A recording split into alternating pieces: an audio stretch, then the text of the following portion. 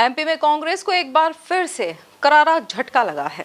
जहां दतिया से कांग्रेस विधायक राजेंद्र भारती को 3 साल की सजा सुनाई गई है, वहीं अब राजेंद्र भारती की सजा पर सियासत शुरू हो गई है। अब बीजेपी तो इसके अलावा और करती क्या है? उसके पास तो इन सब बातों के अलावा झूठ, फरेब, भ्रष्टाचार, षड्यंत्र और धोखाधड़ी, इसके अलावा बीजेपी के पास कोई काम है नहीं। इसलिए उनको सपने में उठते बैठते हर समय जो है यही शब्दों की जो है गूंज सुनाई देती है।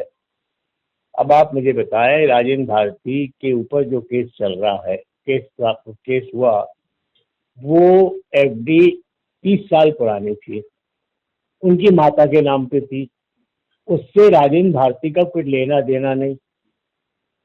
अब कोर्ट में ये फैसला आया है 30 साल बाद कि साहब उनको 3 साल की सजा दे दी जाए। हम कोर्ट के फैसले पर किसी तरह की कोई टिप्पणी नहीं कर रहे हैं, कोर्ट का अपना मामला है, वो फैसला दें।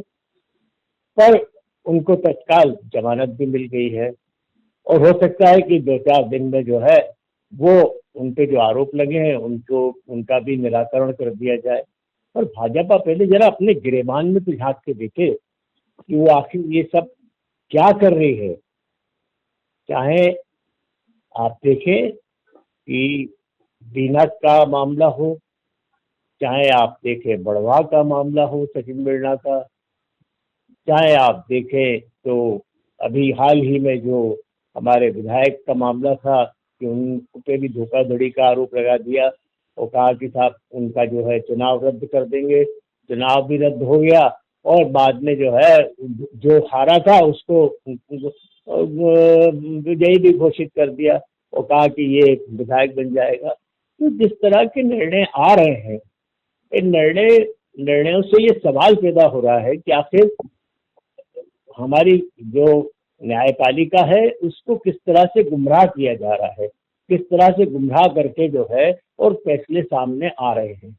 मुझे लगता है कि ये जो मामला है राजेंद्र भारती का, इससे राजेंद्र भारती का कुछ लेना देना नहीं है। ये उनकी माताजी के नाम की एफडी थी, उस पर जो ब्याज का मामला है, किसने दिया, कैसे दिया, क्या हुआ, ये तो उन बैंक के अधिकारियों से बात करना चाहिए थी। अब राजेंद्र भारती पे इस तरह का आरोप लगा के और उनको मैं समझता हूँ कि सजा देना, ये अब हुआ है तो हुआ है। अब इसका जो आगे की अदालत में जो है कांग्रेस पार्टी जो है या विधायक जी स्वयं जाके अपील करेंगे और अपील करके जो भी फैसला आएगा उसका हम स्वागत करते हैं। देखिए, इससे इस बात को स्पष्टता आती है कि कांग्रेस जो है वो झूठ बोलती है, छल करती है, कपट करती है, धोखा देती है, हेरा फेरी करती है और गबन करती है। हमने पूर्व में देखा कि इनके जो एक विधायक हैं जो वहां से आते हैं, अपने रावत जी के साथ में उनका जो अभी नामांकन कोर्ट ने उनका निरस्त करने का काम किया था, तो उन्होंने अपने आपराधिक जो मुकदमे थे वो उन्होंने छुपाने का काम किया।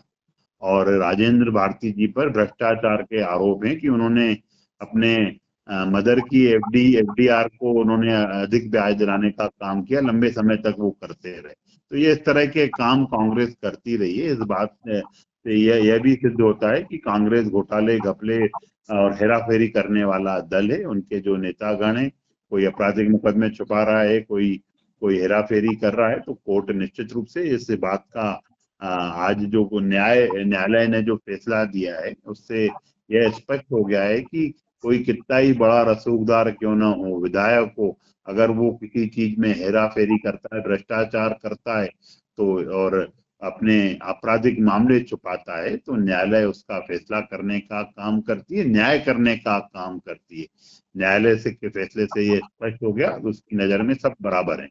देखिए, झूठ कांग्रेस बोले और दोषी भाजपा हो जाए, गबन कांग्रेस करे और दोषी भाजपा कहलाए, छल कांग्रेस करे और दोषी भाजपा कहलाए, ऐसा होता नहीं है नमन जी।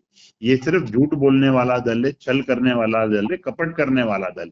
आपने हेराफेरी की और वो तो आज से 27 साल पहले मुकदमा उन्हीं के शासन में दर्ज हुआ, हमारी तो सरकार भी नहीं थी।